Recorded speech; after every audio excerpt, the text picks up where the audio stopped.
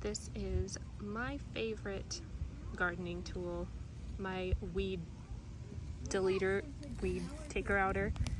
It just uses leverage, and I like to do it right after it rains, and they literally just pull out. So you just stick it down at the root, use the leverage and push down, and it just pops right out. See that? I've already gotten this pile in just the last couple minutes. Let's see.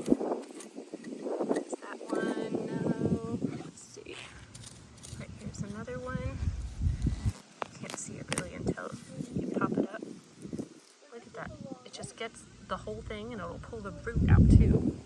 I absolutely love this thing. It works so easily, and you get the whole thing with the root out so easy.